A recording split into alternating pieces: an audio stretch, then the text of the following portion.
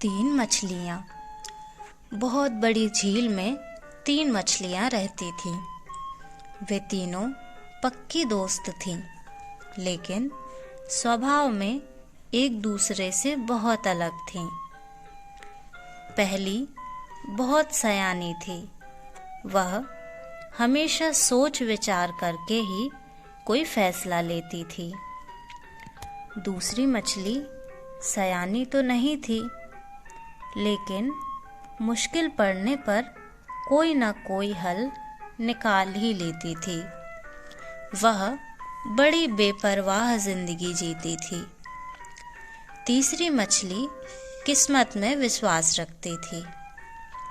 वह हमेशा कहती थी कि जो होना है वह तो होगा ही, कोई होने को रोक सकता है क्या।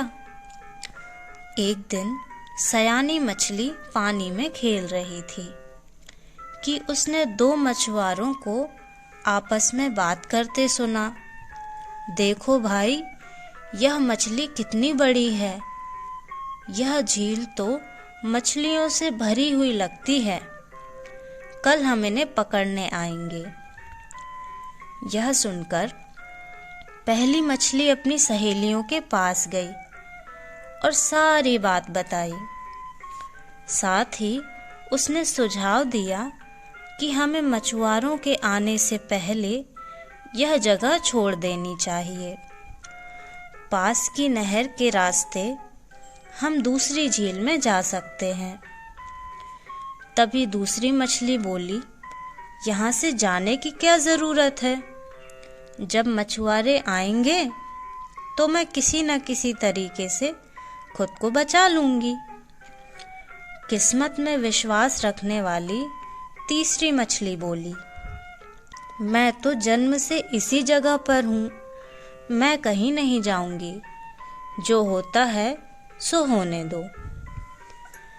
पहली और सबसे बुद्धिमान मछली कोई खतरा मोल नहीं लेना चाहती थी, सो वह उस झील को छोड़कर चली गई।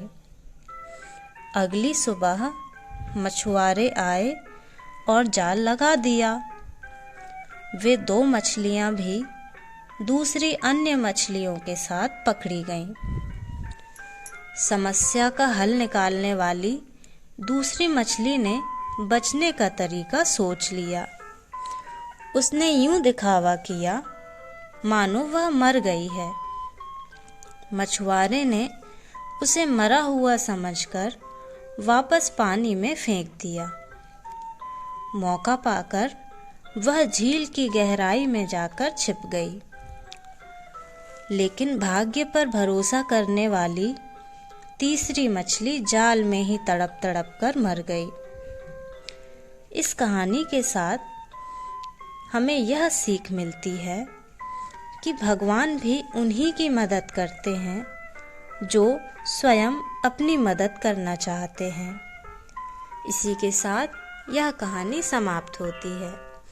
ऐसी ही और कहानियों के लिए सब्सक्राइब करें Juju kids story. Thank you for watching.